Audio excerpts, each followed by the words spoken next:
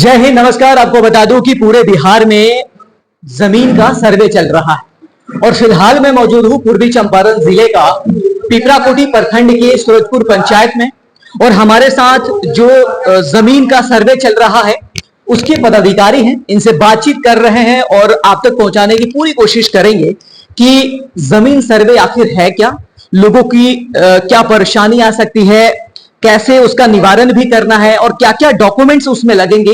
इन सभी चीजों पे हम बात करेंगे और इनसे जानने की पूरी कोशिश करेंगे कि लोगों को कितना फायदा होने वाला है। तो सबसे पहले स्वागत है हमारे चैनल में। Thank you so much. आपका भी स्वागत है हमारे शिविर में। पहला मेरा सवाल रहेगा कि ये जमीन जो सर्वे चल रहा है वो आखिर है क्या? देखिए, जमीन जो सर्वे अभी सरकार करा रही है, आज से पहले पूरे बिहार राज्य का जो सर्वे है वो 100 साल पहले हुआ था अंग्रेजों के द्वारा, जिससे कि कैडेस्ट्रल सर्वे जिसको कहा जाता है। उसके बाद रिविजनल सर्वे भी हुआ, लेकिन वो किसी किसी डिस्ट्रिक्ट में हुआ, वो सारे में नहीं हुआ। ठीक है, तो सर्वे महत्वपूर्ण इसलिए है क्योंकि 100 साल से अभी तक भूमि का जो प्रकार है वो बहुत बदल चुका है। फॉर्म जो होता है लैंड का वो बहुत बदल चुका है। कहीं से नदी आ चुकी है, कहीं नहर हो गया है, किसी का मेड़ गड़बड़ हो गया है, कोई जमीन इधर उधर कर लिया है, कोई दाब लिया, बहुत सारा ऐसा केस हो जाता है। तो इसीलिए क्या हुआ है कि भूमि विवाद जो है, जैसे लड़ाई झगड़े मर्डर, ये सब बहुत ज्यादा बढ़ गया है लोगों में, बहुत ज्यादा। तो बिहार सरकार का मेन उद्देश्य जो है ना, वो इसी भूमि विवाद को एकदम जीरो पे लाना है। कि बिहार सरकार अपनी पूरी कोशिश कर रही है कि इस भूमि विवाद को, जितने भी झगड़े फसाद लड़ाई हो रही है लोगों के बीच में जमीन को लेके, उसको बिल्कुल जड़ से खत्म कर दिया जाए। और खत्म कैसे होगा? इस सर्वे के माध्यम से होगा।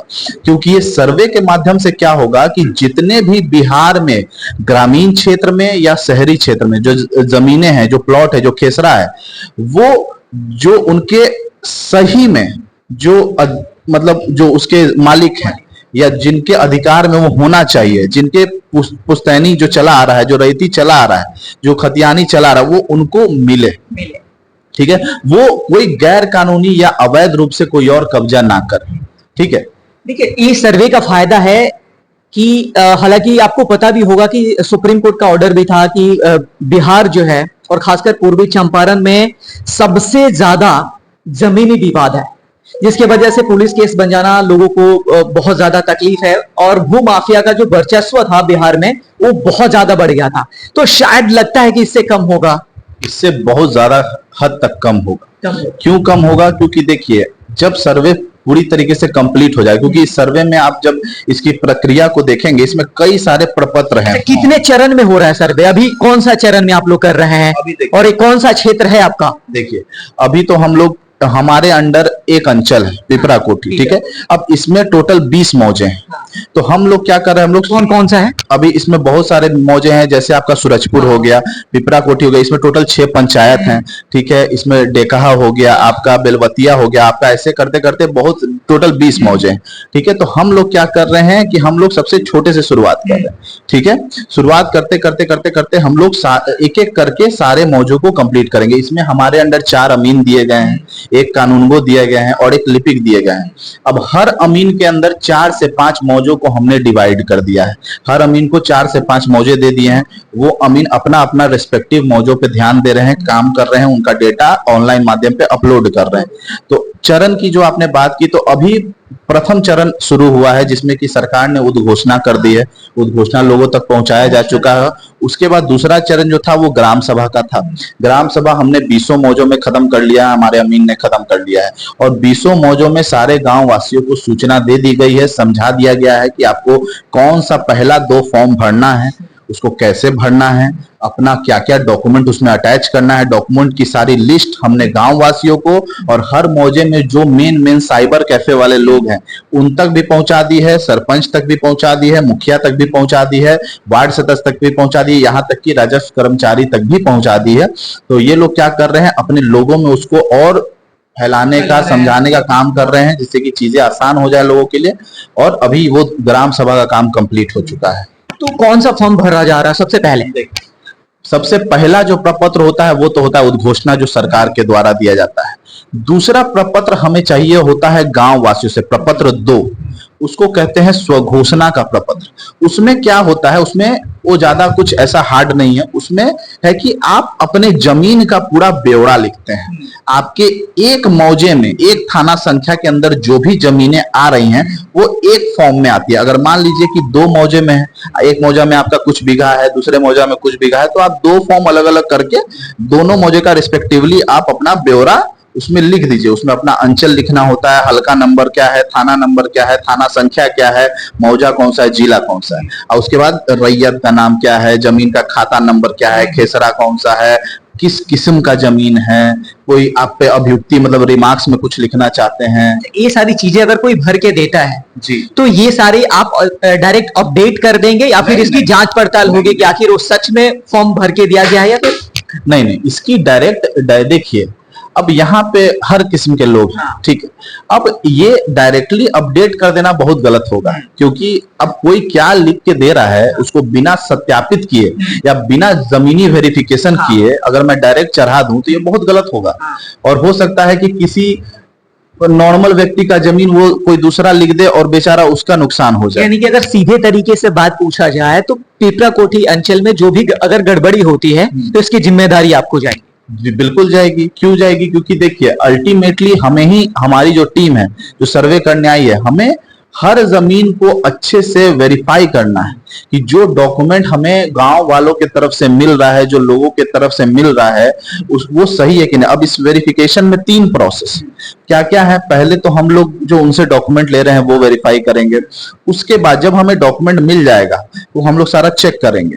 उसके बाद हम लोग हमारे अमीन गांव में जाएंगे, वहां पे सारा त्रिसीमाना का काम होगा, बाउंड्री वेरिफिकेशन का काम होगा, उनके प्लॉट की नापी की जाएगी, ईटीएस मशीन से भी नापी की जाएगी, ठीक है। उसके बाद सारा उनका चौहद्दी चेक करेंगे, हम लोग क्या क्या है, रकबा चेक करेंगे, सब कुछ चेक करेंगे। और फिर हमारे पास कैडेस्ट्रल सर्वे का भी मैप है और अभी जो लेटेस्ट मैप है वो भी हमें एजेंसी के द्वारा दिया जा रहा है। तो हम लोग दोनों मैप को रख के भी उस पर चेक करेंगे कि क्या डेविएशन है पहले वाले और अभी वाले मैप में, और फिर हम लोग ये तीनों चीज को मिलान करके फिर फाइनल कंक्लूजन पे आएंगे। चलिए, हम 2 भाई हैं जी। मैं थोड़ा ज्यादा होशियार हूँ, मेरा छोटा भाई सपोज की थोड़ी मंदबुद्धि या फिर अनपढ़ है जी। तो अगर मैं उसमें कुछ दिमाग लगाना चाहूँ कि जितना भी जमीन है वो मेरे नाम हो जाए, मतलब तो इसको कैसे आप टैकल करेंगे? मतलब आपका कहने का मतलब है कि आपके पिताजी के या दादाजी के नाम की जमीन है, आपकी खतियानी जमीन है। मैं बहुत होशियार हूँ, मुझे ये सारी चीजें पता है, लेकिन जो कम पढ़े लिखे हैं वो अपडेट नहीं है, तो फिर यहाँ कैसे करेंगे हम? उससे उससे वही इसी चीज को, जैसे कोई किसी दूसरे का जमीन गलत तरीके से कब्जा ना कर ले, हम लोग इसीलिए आए हैं, ठीक है। अब क्या है कि जो भी खतियान है, खतियान पे तो आपके पूर्वजों का नाम है, तो हम लोग खतियान भी चेक करेंगे। उसके हिसाब से एक बहुत महत्वपूर्ण चीज है जो प्रपत्र 3.1 में आती है, वंशावली, ठीक है। तो वंशावली हमने बनाने के लिए लोगों को बोला है, ठीक है। और सिर्फ उनको ऐसा नहीं कि वो कुछ भी बना के दे देंगे और हम लोग रिसीव करेंगे, नहीं, वो लोग बनाएंगे और उसको पहले तो सेल्फ खुद से सत्यापित करेंगे। दूसरी चीज है कि उसको अपने गांव के किसी वरिष्ठ मुखिया सरपंच से सत्यापित कराएंगे कि हाँ भाई उन्होंने जो लिखा है वो सही है कि नहीं। उसके बाद यहां तक कि हम लोग नहीं रुक रहे हैं, हम लोग उसके बाद एक सभा करवाएंगे। सभा में हमारे अमीन उस पार्टी को बुलाएंगे, उसका वंशावली वहां पे बोलेंगे और वहां पे अन्य गांव वाले भी रहेंगे, और वहां पे सब पूरे ग्राम सभा के सामने वो वंशावली हमारे अमीन सत्यापित करेंगे, उसको पंजी में नोट करेंगे, उस पर सिग्नेचर करेंगे, और 2-4 वहां पे जो गवाह रहेंगे गांव के उनसे भी सिग्नेचर करवाएंगे। तो ये हर तरीके से वंशावली, तो अगर कोई बड़ा भाई चाहेगा कि छोटा भाई का गैर कानूनी रूप से हथिया ले, खत्म कर ले, तो वो पॉसिबल नहीं। अच्छा, चलिए अब हम सवाल ये पूछ लेते हैं कि आखिर इस सर्वे के लिए लोगों को क्या क्या डॉक्यूमेंट्स रेडी रखना पड़ेगा? देखिए, इसमें कई प्रकार के डॉक्यूमेंट है, लिस्ट है। अच्छा ठीक है, मैं बता देता हूँ आपको। देखिए, इसमें बहुत सारे लिस्ट हैं, हम बताते हैं आपको कि इसमें क्या क्या है। पहले तो आपको अगर खतियान है, आपके पास खतियानी जमीन है, तो खतियान आपको प्रोवाइड करना है। खतियान अगर जमाबंदी का है, मान लीजिए दाखिल खारिज हुआ, तो दाखिल खारिज का जो कागज है वो जमा करना है। दस्तावेजी जमीन है तो दस्तावेज, मान लीजिए कि सरकार द्वारा जैसे गैर मजरूआ खास जमीन या जो बंदोबस्त कराई जाती है, तो अगर पर्चा से मिला हुआ जमीन है तो पर्चा चाहिए, ठीक है। दस्तावेज से मिला दस्तावेज चाहिए। आपका आधार कार्ड और वोटर आईडी कार्ड का प्रति उसमें ऐड होना चाहिए। वंशावली ऐड होना चाहिए। कोई मान लीजिए किसी भी आपका जमीन पे केस चल रहा है, कोई केस वाला भी होता है, तो केस का कागज जो है उसका भी एक कॉपी उसमें अटैच होना चाहिए। ठीक है। अब जैसे मान लीजिए कि कोई अगर पॉसिबल है, अगर मान लीजिए कोई मृत हो गए घर में, उनके नाम से जमीन है, तो उनका डेथ सर्टिफिकेट भी अटैच होना चाहिए। ठीक है। अगर डेथ सर्टिफिकेट, बहुत सारे अभी हमारे पास केस ऐसे भी आए हैं जो हमने ग्राम सभा की कि लोग कह रहे हैं कि 100 साल पहले मर गए या 50 साल पहले चले गए, तो उनका डेथ सर्टिफिकेट कहाँ से लाएंगे? तो अगर उसमें नहीं है तो वो किसी गांव के सरपंच से या उस पे लिखवा के उसको सत्यापित करा के वो भी दे सकते हैं। ठीक है। और वंशावली को अच्छे से बना के देना है। तो ये सारे डॉक्यूमेंट हैं। मतलब इसमें अगर मैं आपको सिंपल में कहूं तो आपकी जमीन है, वो आपकी कैसे है उसका एक साक्ष्य हमें चाहिए। ये आप प्रूफ कर पाए कि ये आपकी जमीन है। अगर नहीं है, सपोज कि गरीब लोगों के घर में आग लग जाती है, आग लग गई, उसके सारे डॉक्यूमेंट्स वगैरह जल गए, तो फिर इस कंडीशन में ऐसे लोग क्या करेंगे? देखिए, इस कंडीशन में भी एक है उपाय। उसका क्या है कि देखिए, जैसे बहुत सारे गरीब लोग हमारे पास आए थे ग्राम सभा जब हम लोग कर रहे थे, तो उसमें बताया कि उनके पास कोई कागज नहीं है, जल गया, फट गया, हो सकता है रसीद है। मान लीजिए, एक तो अगर उनको खाता संख्या ये सब पता है, खाता खेसरा संख्या, तो वो लोग रसीद ऑनलाइन भी निकाल सकते हैं, ऑनलाइन में रसीद है। और बहुत सारे मैक्सिमम मौजों का जो खतियान है वो भी अपलोड कर दिया गया है साइट पे, तो वो लोग नेट से भी निकाल सकते हैं खतियान और रसीद, वो भी जमा कर सकते हैं। और दखल होता है उनका, जैसे मान लीजिए कागज नहीं है लेकिन वो लोग 50 साल से जमीन को जोत रहे हैं, 60 साल से जोत रहे हैं, 100 साल से जोत रहे हैं, तो उनका दखल कब्जा है जमीन, या तो जोत रहे हैं या तो घर बना के रह रहे हैं या कुछ भी उस पर्पस को से यूज कर रहे हैं जमीन किसी पर्पस, तो वो लोग वहां के गांव वालों से या गांव ग्राम पंचायत से ये लिखवा के सत्यापित करा के ले आए कि हाँ भाई ये दखल उनका 50 साल से है, उनके जोत कब्जे में वो जमीन 50 साल से है, उसके साथ वो रसीद निकलवा के अटैच कर दें। इसे कैसे लिखवाना होगा? वहां पे ग्राम पंचायत है या सरपंच हैं, उनसे लिखवा सकते हैं। अगर ये लोग थोड़े अगर हम अपने देश में ब्राइब की बात करें तो चलता है, हर सिस्टम में है, लेकिन अगर वो लोग भी डिमांड करने लगे कि ये जमीन की सवाल है, लाखों रुपए की जमीन, करोड़ों रुपए की जमीन है, अगर उस डिपार्टमेंट में वो लोग डिमांड करने लगे पैसे दो फिर करूंगा, तो उसको लेकर आप लोग कैसे करेंगे फिर? नहीं, देखिए, इसमें सारे हमने सबसे पहले ग्राम सभा होने से पहले एक दिन हमने सारे मुखिया के साथ, सरपंच के साथ, वार्ड सदस्य, राजस्व कर्मचारी सबके साथ एक मीटिंग की थी जिसमें सीओ साहब भी आए थे। ठीक है।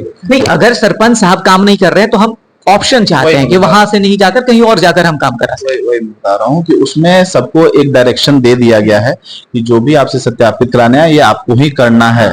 ठीक है। और वो अच्छे से करके देना है, उसमें कोई गलत काम नहीं करना। उन लोगों ने भी एग्री किया कि सवारा हो जाएगा अच्छे से। ठीक है। उसके बाद उन्होंने बहुत सहयोग भी किया है लोगों का। अगर मान लीजिए कि किसी कारणवश वहां से नहीं हो पाता है तो वहां के देखिए, अब अगर मान लीजिए कि आपके इस मौजे का जमीन है तो इसका कोई तीसरा आदमी तो सत्यापित नहीं कर पाएगा ना आपका। ठीक है। तो वहां के किसी वरिष्ठ जो पुराने हुए या आप 4-5 गवाह है जो पुराने हैं उनका साइन ले लीजिए, किसी भी तरीके से एक प्रूफ कीजिए। और ऐसा नहीं है कि वो लोग जो देंगे देन एंड देयर उस पर डिसीजन होगा, नहीं, उसकी सुनवाई होगी। वो हम लोग स्टडी करेंगे, उसकी सुनवाई करेंगे, फिर हम लोग देखेंगे कि क्या केस है, हम लोग सभा करेंगे, सभा में और भी जो जिनका सिग्नेचर उनसे भी शायद पूछा जा सकता है। तो वो सारा कुछ वेरीफाई होने के बाद ही उनका नया खाता संख्या खुलेगा। क्या जमीन सर्वे जो चल रहा है उससे लोगों को डरने की जरूरत है क्या? बिल्कुल नहीं, बिल्कुल नहीं, बिल्कुल नहीं। ये जमीन सर्वे उन्हीं के लिए हो रहा है और बिहार सरकार का ऐसा कोई उद्देश्य नहीं है। जैसे अभी हमारे सर का, सचिव सर का भी इंटरव्यू हुआ था कुछ दिन पहले पटना में जो आया था, तो उसमें सर ने भी यही कहा था कि बिहार सरकार का ऐसा कोई उद्देश्य नहीं है जिससे कि उनकी जमीन छीनी जाए या उनको हटाया जाए, कभी नहीं। तो इसलिए डरने की कोई बात नहीं है। ये सर्वे बस इसलिए हो रहा है कि जो उसके रियल हकदार हैं उस जमीन के, जिनका वो जमीन रियलिटी में है, जिनका होना चाहिए, जिनका अधिकार होना चाहिए, वो उनको सौंप दिया जाए। या जिनका कागज नहीं है, मान लीजिए जमीन उनकी है, कागज उनके पास नहीं है, खाता संख्या नहीं है, तो उनका एक नया खाता संख्या खोल के उसको ऑनलाइन पोर्टल पे अपडेट कर दिया जाए, जिससे कि वो मतलब वो जमीन हमेशा के लिए अमर हो जाए, मतलब फिर उसमें कोई गलत तरीके से कब्जा ना करे। बिहार में जमीन के मामले में लोग बहुत एक्टिव रहते हैं और थोड़ी थोड़ी सी जमीन के लिए बंदूकें चला देना, लड़ाई कर लेना, कत्ल कर देना, ये सारी चीजें होती है। अब ये तो हालांकि कम हो जाएगा, लेकिन सवाल ये बनता है कि जो पदाधिकारी को ये जिम्मेदारी दिया गया है, क्या वो पैसा के लिए बिकेगा? ये सवाल ही नहीं आएगा। ठीक है, क्योंकि देखिए सवाल तो आएगा, नौबत नहीं आएगा क्या? नौबत बिल्कुल नहीं आएगा, क्योंकि देखिए इसमें क्या है कि जमीन क्या होता है, इमोशन होता है। हाँ। किसी का भी, किसी भी गांव वालों का और किसी भी जो भी मालिक है उनका एक इमोशन जुड़ा होता है उनके, चाहे वो छोटा जमीन हो चाहे वो बड़ा जमीन हो। तो जब मैं ग्राम सभा कर रहा था, अभी जब मैं 20 गांव में ग्राम सभा किया, कुछ गांव में हमारे अमीन गए, बहुत सारे गांव में मैं गया, ठीक है, तो वहां क्या हुआ कि जब मैंने लोगों को देखा तो वो लोग पहले से इतने पीड़ित हैं इस चीज से, वो लोग मतलब रो के बोल रहे हैं। तो मेरे को वही वहां पे टच हुआ कि जो लोग मतलब उनके पास दिनचर्या चलाने के लिए भी बहुत मुश्किल से पैसे आते हैं, तो आज अगर उनके साथ गलत हुआ और उनके साथ अगर मैं सही ना कर पाऊं तो फिर मैं क्यों आया हूं? तो वो नौबत कभी नहीं आने वाली है। मैं अपने तरफ से पूरी कोशिश करूंगा कि जितने अच्छे और साफ तरीके से इस काम को पूरा करके जमीन उन तक पहुंचा सकूं, उनकी जमीन, वो मेरी पूरी कोशिश रहेगी। अभी तक कोई ऐसा लोग मिला, हाँ या ना में इसको जवाब देना है, अभी तक कोई ऐसा लोग मिला है क्या जो ये कहता हो कि पदाधिकारी साहब कुछ पैसा ले लीजिए और थोड़ा हिसाब किताब बराबर कर दीजिए? नहीं नहीं, अभी तक ऐसे कोई लोग नहीं मिले और ना ही मैं ऐसे लोगों को एंटरटेन करूंगा। तो अभी तक नहीं मिले और आगे भी ना मिले, ये मेरी दरख्वाहिश है लोगों से, और ऐसे लोगों को मैं एंटरटेन भी नहीं करूंगा। चलिए, तो इसी बात के साथ हम अपनी बात को खत्म करते हैं। और ये वीडियो आपके लिए कितने फायदेमंद है कमेंट करके जरूर बताइएगा और शेयर करिएगा, ताकि बिहार में सर्वे चल रहा है, लोगों को पता हो कि क्या होने वाला है, कैसे होने वाला है, क्या डॉक्यूमेंट्स लगेंगे, कैसे होंगे। बिल्कुल डरने की जरूरत नहीं है। तो ये वीडियो शेयर कर दीजिए ताकि लोगों को पहुंच सके और जान सके कि उनके लिए क्या हो रहा है। लेकिन आखिरी बात खत्म करना चाहूंगा कि जो हमारे बिहार में भू माफिया का जो एक वर्चस्व बढ़ते जा रहा था, उम्मीद है कि इस योजना के बाद भू माफिया का जो कद है वो छोटा हो या फिर खत्म हो जाएगा शायद। लेकिन अब देखने वाली बात होगी कि क्या जो ऐसे पदाधिकारी आ रहे हैं सर्वे करने, वो कहीं पैसे के ऊपर बिकेंगे तो नहीं? ये बड़ा सवाल बनेगा, क्योंकि भू माफिया के बाद अब ये कैसा रहेगा सिचुएशन, कैसी स्थिति रहेगी, ये देखने वाली बात होगी। तो हमसे बात करने के लिए शुक्रिया जी, थैंक यू सो मच। जुड़े रहिए हमारे साथ और देखते रहिए border news, to the points. जय हिंद।